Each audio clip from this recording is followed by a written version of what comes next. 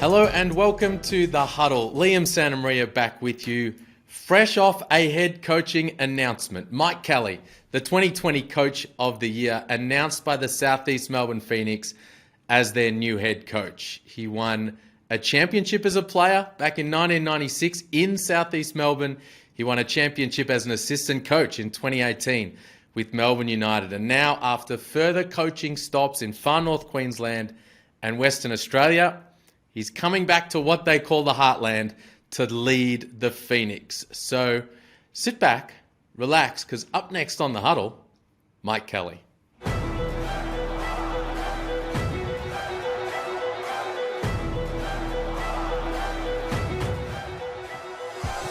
Mike, congratulations, mate. Thanks for joining me. Thanks, Liam. Super excited. Happy to be here. Awesome, man.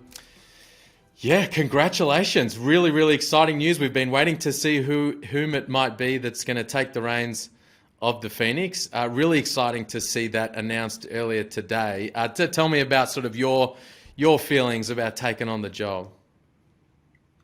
Whew. Yeah, it's been a ride, and I'm really excited to be a part of South East Melbourne. I think it's been a great club in its short existence, and already done some good things with the potential to just take steps, and I'm excited to be a part of that. Myself as a head coach, as you said before, I've been a head coach and in different circumstances, and there was some ups and downs there, and I'm just really stoked to get another opportunity with an NBL club, because there's not too many, and willing to or excited to kind of learn from the things of the past, both good and bad, and help use those things to compete for championships. So you mentioned it there. I referred to it. Coach of the Year in 2020, had the 3 years as the head coach with the Taipans. You obviously since then have felt, I'm a head coach. I want to be a head coach again in this league. I'm going to grow from that previous experience and be even better than I was. Is that fair to say? Have you just had that feeling along the way, like, listen, I want to be a head coach again in this league? I think yes. Short answer, yes. But basically, I think right situation, that I could do some really good work and help a team to compete for championships. And I feel like this is a situation like that. People that I know in Tommy Greer, Eric Hollingsworth, know and trust, I guess. The table's a little bit set already with some very good players, and the ability to try to round out a really good, competitive, tough-minded roster. So I'm super excited about that. The club has shown a willingness to try to put that together, and so I think this is a great situation, and I think we're fairly aligned, which super important. I think that's another learning from this isn't a job where I'm jumping. I'm in a really good situation at Perth, really great support, great people to work with. But this is exciting for what it is.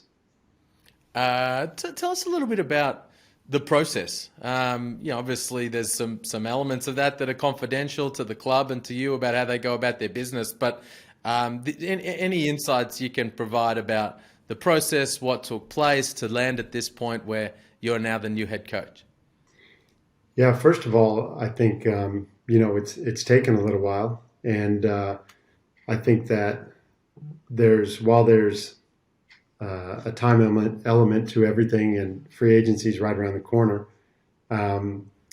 It's also, I guess, shows the care and the diligence that the club did in kind of looking at a number of different people, and I don't even know the number. I don't know the how exhaustive it was. I just know that when Tommy and Eric presented to me to say these are the expectations of the club, and this was a while ago, a couple of weeks ago,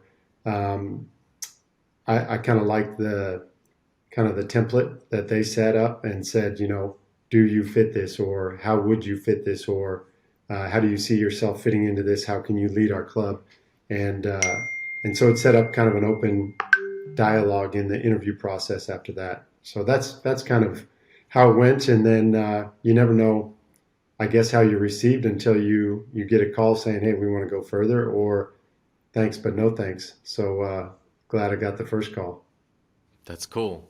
Now you talk about what they expressed to you about the template and whatnot. It was reported by Mick Randall in News Corp papers last week a little bit about sort of the priorities. The South East Melbourne Phoenix even put it out on their own website, and they were talking about looking for someone with head coaching experience, a guy who has a experience in the NBL, and really spoke about the things that jumped off the page to me was the ability to kind of enhance the defense that this team plays, and an ability to keep players accountable. Were they the types of things that you got from Tommy and from Eric and from the Phoenix about, look, this is who we want to be, and what you spoke to about what you can bring? Yeah, those were definitely some of the highlighted areas. And I think if you you could see that the Phoenix has been a fantastic offensive team, and hopefully we'll be right up there as far as offense goes. But if you compare that with a consistent defense and a toughness and a grittiness, then I think you've got a recipe for competing for championships. And we've seen that through the years. I know we all fall in love with the offense, and I've done that as well at times. And sometimes it's with a talent level in certain teams, you have to hang on to the strengths of the team. So, yes, those were some of the highlights, the accountability. And I think it's funny, I think every team, or probably every team except Sydney over the last 2 years, and maybe New Zealand this year, has probably come out of their exit meetings and said, we need more accountability. And I think this is a situation where that was the message. And I've been in situations in the past where it was the same message. And so, again, going back to the learnings of the past from my own experience, and then having relationships with players and building trust, you can build on that to have accountability.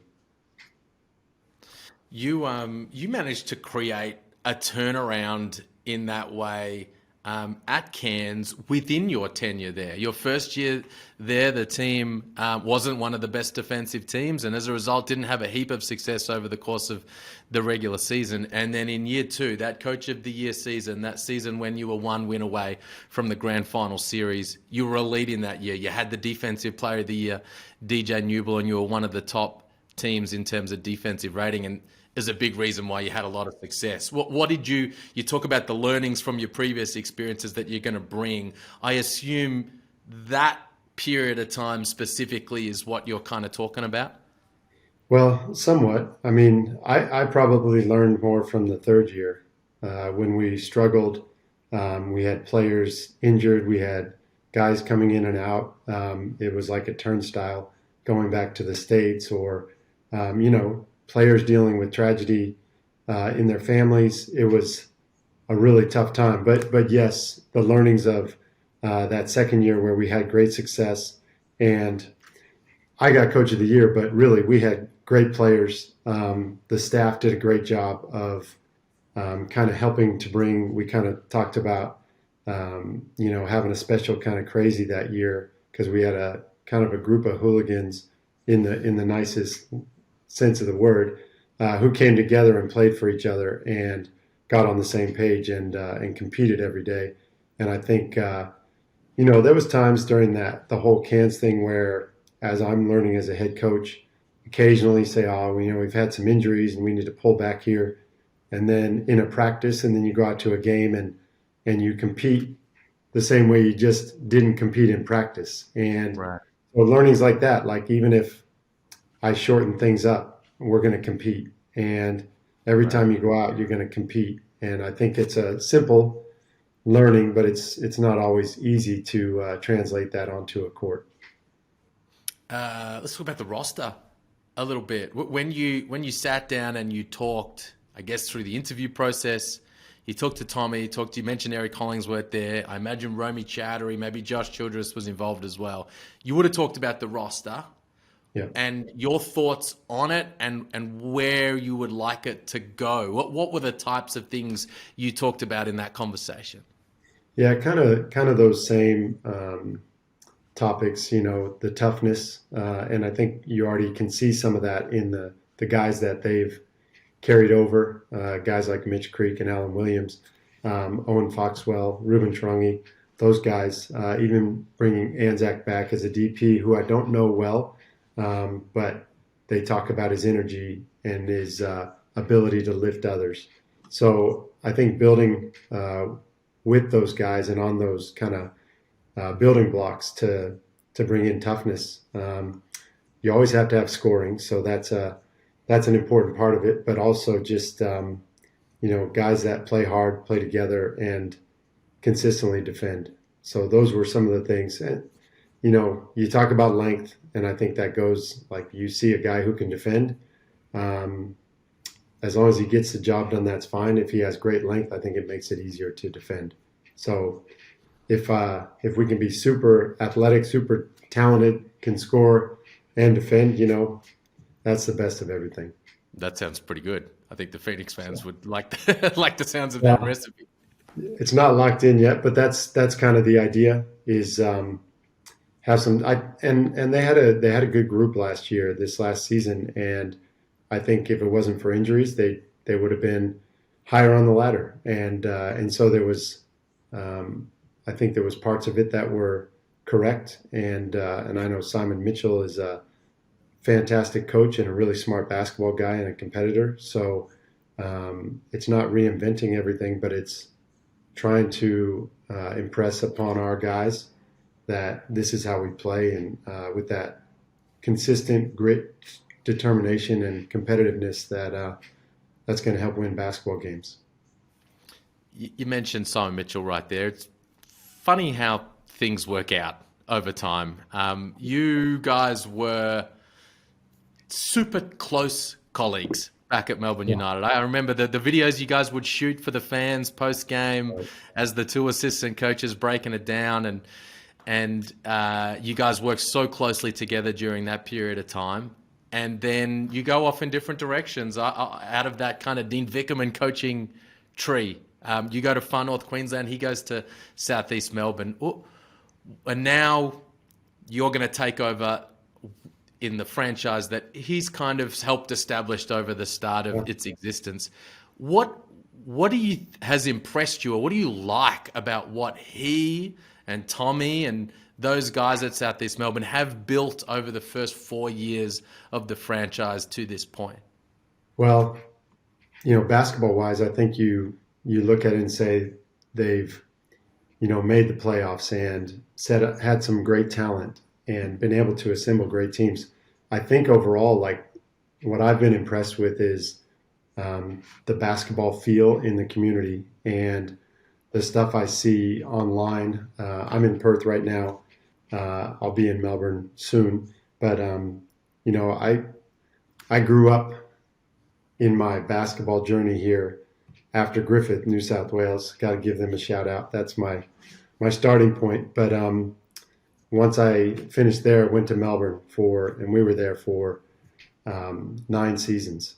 So I grew up in Australian basketball in the Heartland, and the way that South East Melbourne has kind of garnered or gathered that and kind of held onto it and ridden the wave and built that within the community. That's super impressive to me, and something I can't wait to be a part of again and get into that whole atmosphere.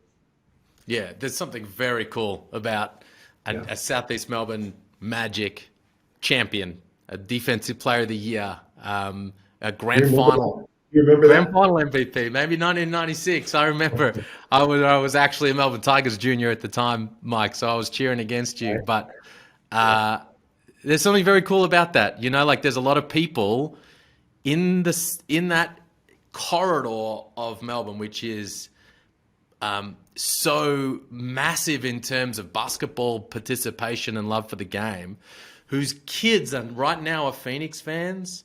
They were South East Melbourne Magic fans at the time. They were cheering you on against Drewy and Copes, and and breaky and the like. I mean, there's got to be something very cool for you as well, coming back into that world and that experience full circle almost in your basketball career here in Australia. For sure, for sure. Every time I've come in as a visitor, um, I still get kind of those chills and see people in the crowd that I've known for 25 years and coming to games and former teammates, and then being able to jump back in and kind of lead that group in that and try to build a team that everybody's going to be like, yeah, that's our team. That's how they play. I hope that from my own playing experience, people will remember that I tried to play hard, try to play good team ball, and that's what I envision this team playing like, except with better scoring ability than me. Well, you undersell yourself. You mentioned some of the pieces that is already in place. Obviously, free agency popping away right now today as we speak. But what you guys have there, you talk about Alan Williams, Ruben Tarangi, Owen Foxwell, but you've got that franchise piece, that cornerstone piece in Mitch Creek, who was essentially the inaugural signing for the club, has been their leader on the floor throughout the period of time that they've existed. What excites you about working with him, an MVP contender year after year? Yeah, just and I've really I know Mitch a little bit, just seeing him here and there. I remember running into him at the summer league, NBA summer league, after his Adelaide days, and we had played against him at Melbourne United against Adelaide. So competing against him, and then also competing over the last few years here at South East Melbourne, like he competes every day, and I I love that, being around that all the time, the energy, and I want to bring guys that will help him, but also push him, so that he's not kind of dragging a group with him as far as competing. It's going to be like he'll look across the floor and see Alan Williams knocking guys over to go get a rebound and then put it back in or kick it up the floor for an easy layup or dunk. That's what I get excited about is Mitch bringing his energy, but Mitch not having to do it all, and everybody raising to that level. Nice. Couple of quick questions to finish off, Mike. Style of play. What is the kind of the vision for you for this team? Comparing it, I guess, to what Phoenix fans have been watching over the past couple of seasons under Simon Mitchell. Yeah, I think Phoenix fans would have been used to like some high octane offense and having shooters and attacking the basket. And I look for that to, we haven't built the roster yet totally, but I want that to continue. And like the team averaged like 91 points a game. I think that's doable in the league with our pace of play as a league. I don't want to slow this thing down at all. But what I do want to do is slow it down going the other way and not give up 90 points a game while scoring 91. And I think that adds a little bit of, that I remember being there, like people appreciated toughness, and that's what we want to bring every day on the defensive end. Slow the ball down, then maybe not stop teams, but we're going to slow them down. You're not going to stop a team from scoring every possession, but having coached Bryce, or at least be around Bryce Cotton, slowing Bryce Cotton down as much as possible. And I don't know that we'll have a Bryce stopper, but hopefully we'll have a Bryce slower downer.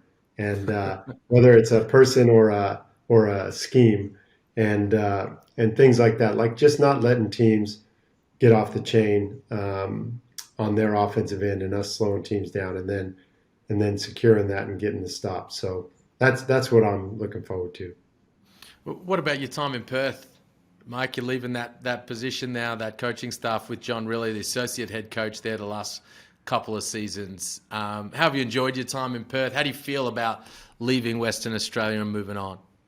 Yeah, it's been great here. Like the club from Hutchie on down has been fantastic. And even when I spoke to Danny Mills and John Riley and Scott Morrison before John about the possibility of still looking at head coaching jobs.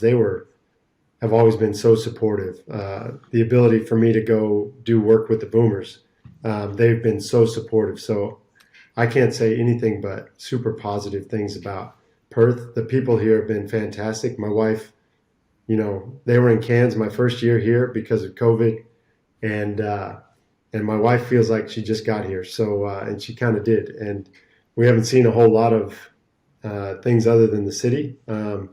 So the days I'm here, I think we're going to have some pretty busy days, both with calls to guys for the roster, but also to go see the Dolphins up at Monkey Mire or whatever. But no, the time here it's been amazing. Perth is beautiful, and yeah, I really appreciate everything they've done for us. Well, you're leaving a big hole in that coaching staff, but you're filling a big one down south. So congratulations, mate, and all the best. I mean, it's exciting for South East Melbourne Phoenix fans. It's exciting for that roster. I'm no doubt it's exciting for you as well, and looking forward to watching you roaming the sidelines again in the Heartland. Yeah, I'm looking forward to it also. Thanks for having me on. Awesome, man. Cheers.